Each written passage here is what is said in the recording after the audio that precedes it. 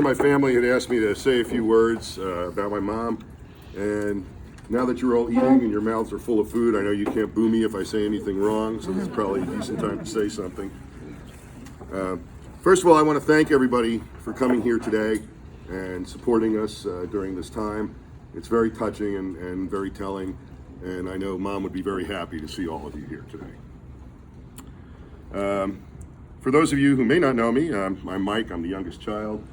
As my siblings like to say, they always call me the golden child. This haze that I have, this halo that I seem to have upon me. But in reality, He's the youngest, he's not the smallest. yes, that's true. Down in front. But I always sort of eschew that title. I don't think Mom held anybody in higher esteem. I think she loved us all equally, and she showed it in her own way to all of us. She told me a few years ago, while she still was sort of verbal and cognizant, that the greatest thrill she got in life was raising her children and raising her family. So I don't like to put myself above any of my siblings. I'll let them do that for me. This past Saturday, as I was absorbing the news of what had happened, I was unfortunately out of town and couldn't get back here.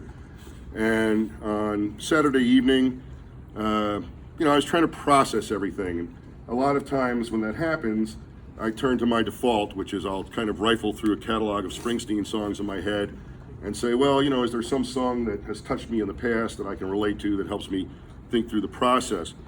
And, the interesting thing is that in all art, conflict is very important. You want to have, tension and conflict and whatnot.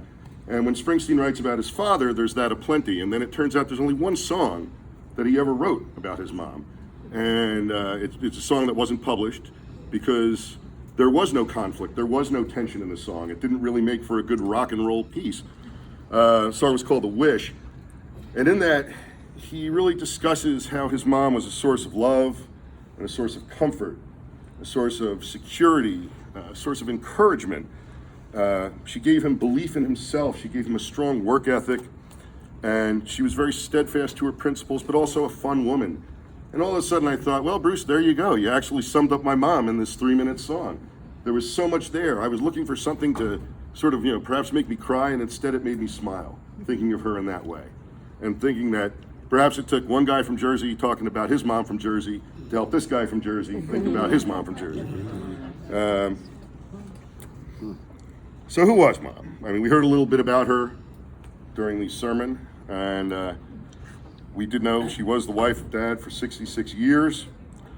She truly loved Dad and supported him through all times, and she really helped him through life and made Dad a good person in the process. She really believed in family. She, as I said before, she loved raising the family. She loved having us around. She would always smile when we'd show up at the shore to visit, or when we'd pop in up in Jersey to see them. Even though there were times in Jersey when the air conditioning was lacking, so it made for short visits. But one of the things I always look back on when I think about Mom and family is growing up, we ate 2 meals a day as a family. And that's a really rare thing these days. We ate breakfast every day, and we ate dinner every day. And the fact that, she would get up a half hour before us and turn the heat on in the house and get the bacon going. And, when we were too young, she'd make us hot chocolate and then, later on coffee. It was a very special thing. It's rare to have that. And when you sit down as a family at a table, it really helps you come together and bond. And, she made that happen. It was very special. She kept the books too. That was one thing I'll never forget. She had all these ledgers with graphs and charts and numbers. And I was amazed when we were cleaning out the house when Mom and Dad moved down here. I found the original amortization table for the house for when they bought it. So, it was this wonderful little typewritten thing that some clerk had done up. Probably took them an hour to do it. But, that's who she was. She valued the financial security of the family and always took that to heart. She loved her music, and one of the things I always remember when talking about her as Dad's wife was for one anniversary, she brought him into the music room of the house and sat him down and played for him Neil Diamond's song, "You're the Story of My Life." And that was, something that was very telling of Mom, that she could relate these words to her own relationship with Dad, and she wanted to let him know that she truly did love him. And even later on, as the Alzheimer's started to take grip on her, it wasn't uncommon to go over to their apartment in Westminster and see that Mom had taken a picture of herself and wrote, like, "I love you," and put it on Dad's nightstand. Even though she couldn't express herself all that well anymore, she was still expressing that love for her husband and that strength of their marriage. So that was definitely Mom as a wife. Oh, and also Dad still made her smile when she visited too. That was important. Sometimes. Yeah. Mom was also a woman of faith. She was a practicing Catholic her whole life. And I think the important thing is that she didn't confine her faith to 4 rooms of a building 1 hour on a Sunday. I think she brought that faith forward with her into the world. She certainly tried to teach us good morals and ethics based on that faith. She understood how her faith and life intertwined. It wasn't just words, it was action. I always remember when I was a little kid, there was one day where I was just saying, "Oh, Mom, I love you, Mom, I love you." And she would say to me, "Look, I get it, but prove to me that you love me." And that was, Mom's sort of way, that was her little way of saying, there are times when you need to put actions behind your words. And later in life, when she finally had some time, she certainly did that. I mean, she volunteered for Meals on Wheels for many years, bringing not only food, but oftentimes some much needed companionship to people in need in our community. It wasn't uncommon for a while when one of our neighbors, Agnes McMonigal, was ailing. It was not uncommon for Mom to get a phone call at 10:30 at night from Agnes and have Mom grab a pillow and a blanket and walk across the street and spend the night with Agnes just to make sure that she wasn't alone, that she was comforted. She saw a social dimension to the gospel, and she made sure to bring that outside of the church and into the community. And I'll always be grateful for that lesson that she taught us. Mom was also a pharmacist, as many of you know. She was one of 3 women in her class at pharmacy school at Rutgers. It was not common to have a lot of women in that program at that time. And because of that, the professors did not believe in the women's abilities, and they made Mom and her 2 cohorts sit up front in class, figuring that it would be easier for these women to understand what was going on if they were right up front. And I'll never forget that she related to me the story, to all of us, that at one point the professor said, "Well, look, honey, just do pharmacy, think of it like you're baking a cake." And she shot back, "Well, actually, I bake a cake like I'm performing a pharmaceutical compound." That's the type of person she was. She had a staunch belief in herself and her abilities, and she wouldn't let anybody tell her she couldn't do something. And she was out to prove that every day. As was mentioned earlier, she was a great baker and a cook. I know it was not uncommon for me in November, when Mom would start making the cookies ahead of time and she'd keep them in the garage to stay nice and cold. It was not beyond me to go sneak into the garage and rifle through and sort of rearrange the cookies so that it didn't look like I had stolen the 2 or 3 that I did. It was definitely a task that was worth any punishment that came with it. It was wonderful. But again, talking about the whole idea of baking and pharmacy, she was very scientific when she cooked, but she was also incredibly intuitive. And I remember watching her make a batch one day, and she was cutting the butter into the dough, and she had her ice water there to help make the dough. And she knew that, it's a very dry day, very low humidity, so I need to add more water. And I said, "Well, how much?" And she said, "Well, I'll know when it's there." From experience and practice, she had refined that art so that I don't think in one telling she could have told anybody how she did what she did, but she was always looking to improve on anything she did. And her cooking and her baking certainly signified that. If she made a dish, I guarantee it would be better the next time around. Just that's the way she was, the way she wanted to be. And she took great pleasure in that. As was mentioned, she was a very literary woman. She loved to read. I know because of her, I have all of John le Carré's books. She loved the spy novel. One of our favorite shared books was The Osterman Weekend by Robert Ludlum, simply because it took place in the northern New Jersey, Rockland County area. And she loved that somebody had taken the time to actually write a story that involved something she knew so well. And of course, John Cheever's as well, same thing. There were stories about New York City that reminded her of her youth, and she loved having that connection. As was mentioned too, she loved her crossword puzzles. I know one of her favorite things was to get the Sunday New York Times, get the magazine section, and then hide it from Dad so he wouldn't do the puzzle. And then she would revel in taking almost all week to do that puzzle. It didn't have to take all week, but she enjoyed it so much that she was able to parcel it off a little bit at a time, so that by the following Sunday she had accomplished her goal and was ready to move on to the next puzzle. What about the jigsaw puzzle? Well, jigsaw puzzles too, you're right. I didn't have that down, but I can. One Christmas. Well, no, Dad, please. No, one Christmas. I decided that I was really going to trip up Mom. So I bought this puzzle that it had the same picture on the front and the back, but the picture was rotated 45 degrees. 45 Yeah. degrees. So there was no way to tell how to do this. I thought, she is never going to get this.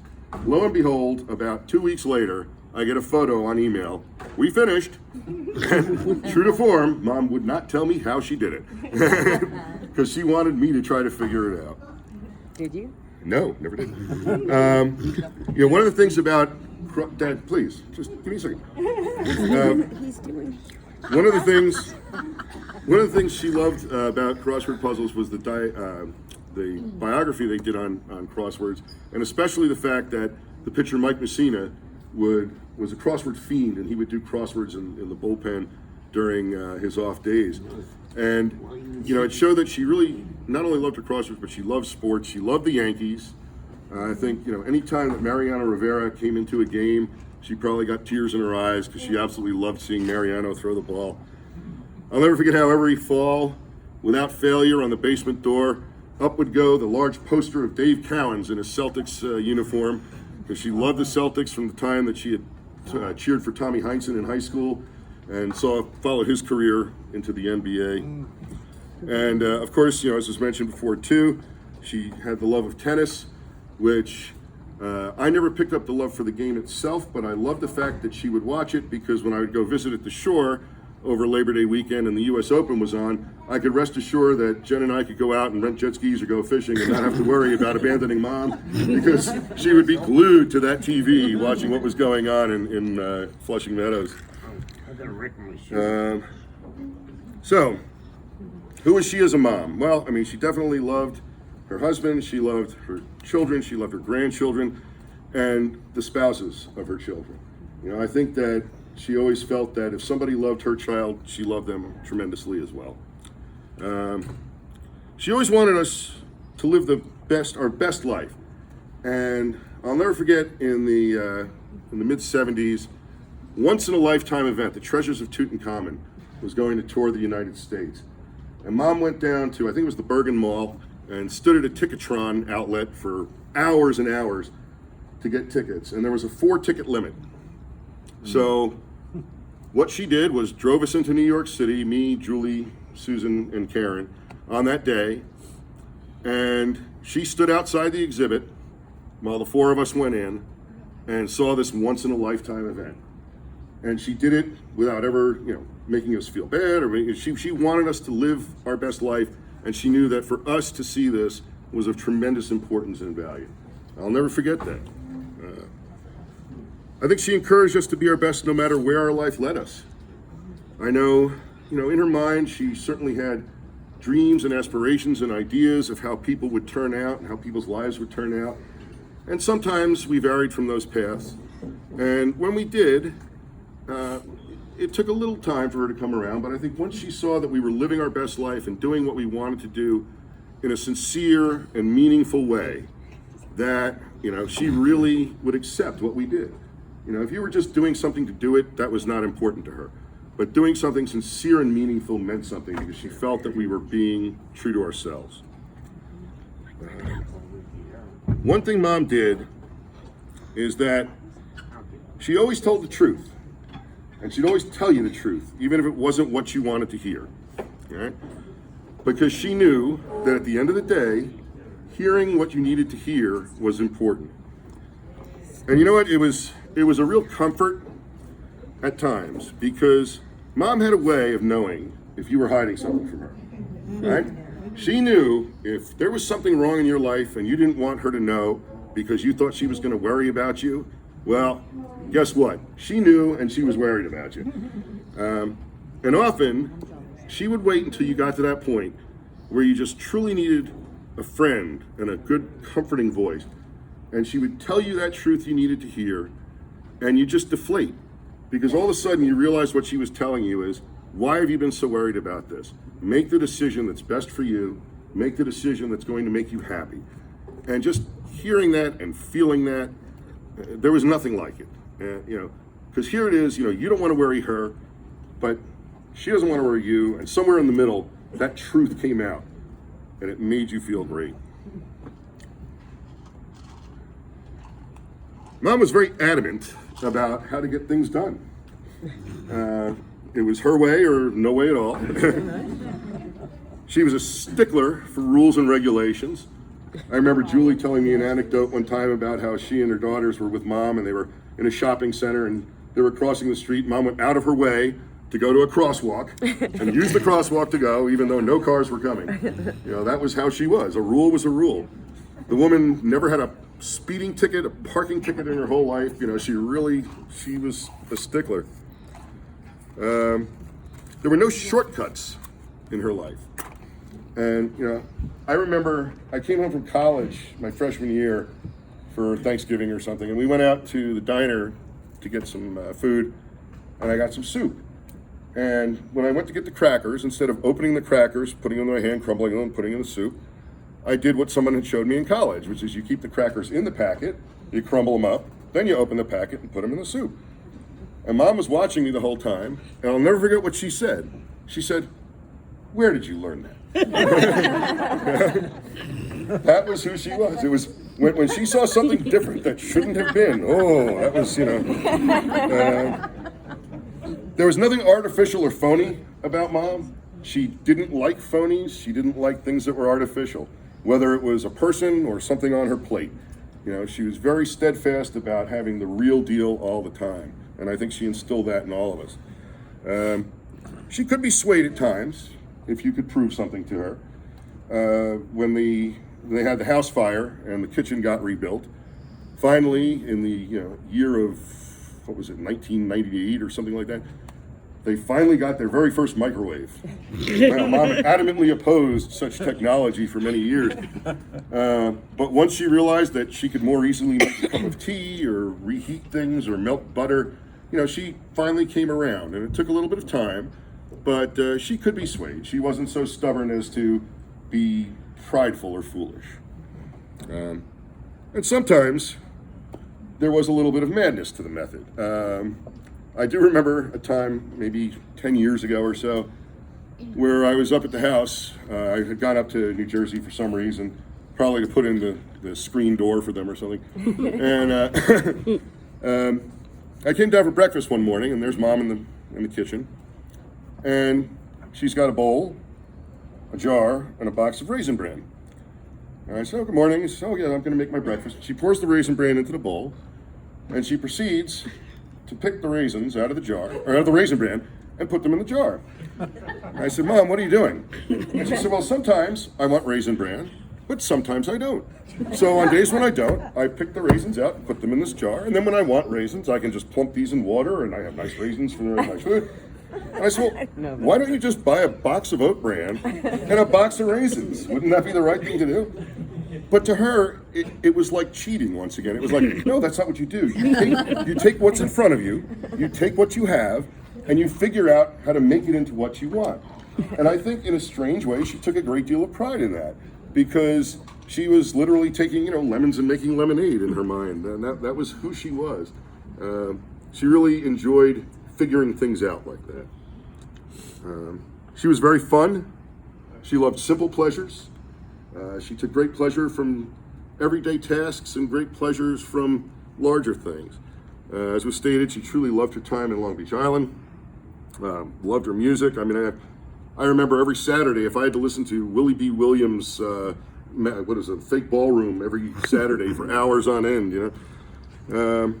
And she could also laugh until she cried. I remember first time we watched Take the Money and Run together, there was a line where Woody Allen's character is in jail and he's walking through the mess hall with a bowl, and the narrator says, "Every day the prisoners were given one hot meal, a bowl of steam." And we were in tears laughing at that. And, you know, for every continuing joke, it just got better and better. And, you know, we get to the point where I would talk to her on the phone many years later, and she said, "Oh, I watched that movie again last night." You know, so she took great joy in things, and she could have a lot of fun. Neil and I were talking the other night, and he had a really good point. He said, "You know, Mom was kind of a Renaissance woman. You don't find women like this anymore. I mean, somebody who was a wife, mother, professional, scientist, cook, baker, reader, sports fan, music fan. I mean, where are you going to find a person like this nowadays? It's very difficult, and people like that are few and far between." So it was really fortunate that she found Dad and brought that, you know, that spirit to all of us. So I think, you know, today, while we are here because she has passed, I think we need to celebrate all that she was. You know, she was a loving and devoted wife, a woman of faith, a wonderful mother, a wonderful person. I'm extremely proud to be her son. I'll miss her every day. But, you know, a lot of people have asked me, they said, "Well, you know, you miss her?" I said, "Well, you know, I've actually been missing her for a while." Because she hadn't been the same for a while. And, you know, she lived that impeccable life. She never had a cup of coffee. She never smoked a cigarette. She exercised. And yet, Alzheimer's found her. You know, and at first she found that very unfair.